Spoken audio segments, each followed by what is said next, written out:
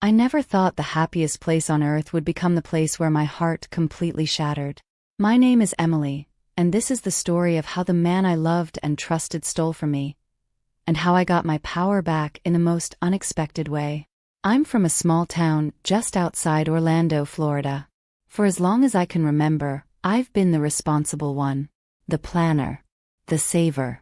I worked 2 jobs for years, waitressing at night and doing admin work during the day, just so I could finally give myself the trip I'd dreamed about since I was a little girl. Disney World. The magic, the lights, the feeling that anything was possible. I met Tom 2.5 years ago. He was charming, funny, and always knew exactly what to say. He told me he admired how hard I worked. He said he loved my strength. For the first time in my life, I felt seen.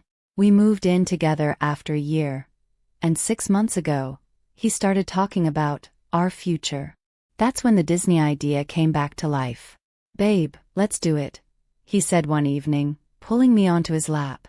"You've been saving for this forever. Let's make it our engagement trip."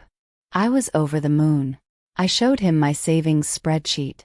I had $8,400 set aside, enough for a beautiful week at a resort, park tickets, dining plans, and even a few special experiences. Tom said he'd contribute too, but every time I asked for his half, something came up. His car needed repairs. His mom needed help with bills. I told myself it was okay. I loved him. I wanted us to go together. The week before the trip, Tom suggested inviting his best friend Ryan and Ryan's girlfriend, Brooke. "It'll be more fun with another couple," he said. I hesitated, but I didn't want to seem difficult. So I agreed. On the morning we left, I handed Tom my credit card to finish the resort check-in because my phone was dying. He kissed my forehead and told me I was the best thing that ever happened to him. That was the last time I felt truly safe. We arrived at the resort in the afternoon. Everything looked perfect. Palm trees, the smell of popcorn in the air, and that magical Disney energy. I was smiling so big my cheeks hurt. For the first 2 days, it really did feel like a dream. We rode rides, took pictures, and stayed up late talking about our future. But little things started to feel off. Tom kept disappearing with Ryan for quick walks.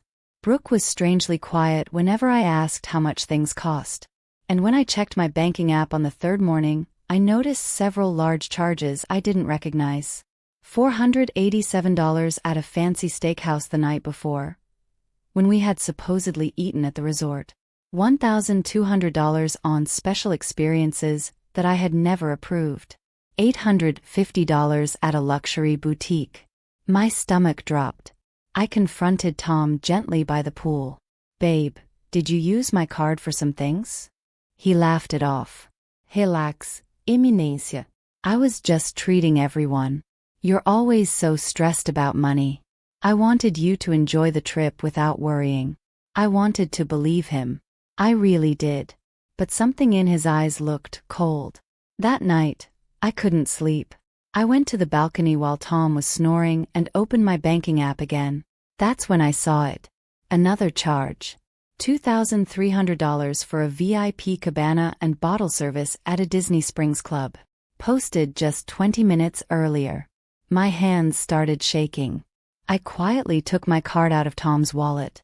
Then I did something I never thought I'd have the courage to do. I called the bank. The customer service lady was kind. I told her I believed my card had been compromised. She asked me a few security questions, then said the words that changed everything. "Ma'am, would you like us to freeze the card right now?" I sat there on that dark balcony, heart pounding, listening to the distant sound of fireworks. I thought about all the nights I worked double shifts. All the times I skipped new clothes so I could save for this trip. All the promises Tom had made. "Yes," I whispered. "Cancel it. Issue a new one." She warned me it would take 5 to 7 business days to get the new card. I said I understood. When I walked back into the room, Tom was still asleep. I looked at him and felt something break inside me. This wasn't just about money. This was about trust. About being used. The next morning, Everything exploded. We were supposed to go to Magic Kingdom. Tom came out of the bathroom smiling, already wearing his new shirt. Ready for the best day ever, babe? I looked at him calmly and said, the card has been cancelled. The smile dropped from his face instantly. What do you mean cancelled? I mean I called the bank last night and cancelled it. All of it. Ryan and Brooke walked into our room at that exact moment, excited and ready to go. Tom's face turned red with panic. You're joking, right? He laughed nervously. Emily, stop playing around. I'm not playing. Brooke looked confused. Ryan suddenly got very quiet. Tom started pacing. This is crazy. You're ruining the whole trip over a few charges? I was going to pay you back. I felt tears burning in my eyes, but I refused to let them fall. Pay me back with what, Tom? You haven't contributed anything since we got here. You've been spending my money like it's yours. And something tells me this isn't the first time. That's when Ryan spoke up, and the truth came crashing down. Dude, just tell her, Ryan muttered. Tom shot him a deadly look. I crossed my arms. Tell me what? The silence was deafening. Brooke finally spoke, her voice small. Tom and Ryan have been using your card for the last 3 weeks. Even before the trip. They booked some stuff, and used it for other things too. My world spun. Other things? I asked, my voice shaking. Tom tried to grab my hands. Baby, please. It's not what you think. I was stressed. I wanted this trip to be perfect for you. But Ryan looked guilty.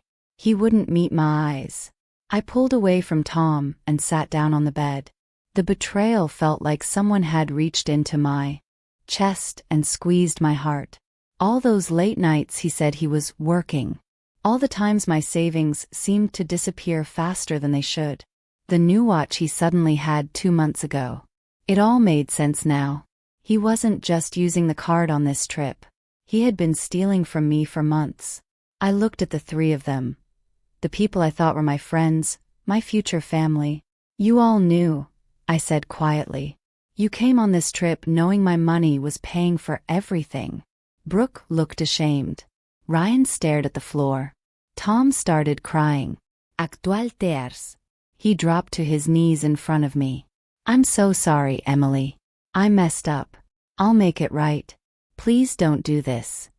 But I was done. I stood up, grabbed my bag, and said the words I'll never forget. You wanted a magical trip? You can figure it out yourselves. I walked out of that room with my head high, even though my legs were trembling. The next few hours were complete chaos, but for them, not for me. I moved to a different hotel that same day using the emergency cash I always kept hidden. I still had my park ticket on my phone, so I spent the rest of the trip doing what I had always dreamed of, but this time alone. I rode Space Mountain at night with the stars above me. I cried happy tears watching the fireworks. I ate ice cream for breakfast and talked to strangers. For the first time in years, I felt free. Meanwhile, Tom, Ryan, and Brooke were stranded. The resort put a hold on their room because the card that was booked was now invalid. They had to pay out of pocket for the remaining nights, money they didn't have. Ryan had to call his parents for help. Brooke apparently cried in the lobby. Tom blew up my phone with messages. Voice notes. Apologies. Promises. Threats. Then more apologies. I didn't answer a single one. On the last day of what was supposed to be our trip, I received a long message from him. I know I don't deserve your forgiveness. I took advantage of your kindness. I was stupid and selfish. I'm going to get help. I love you. I read it twice.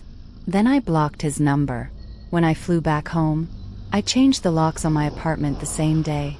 I blocked Ryan and Brooke too.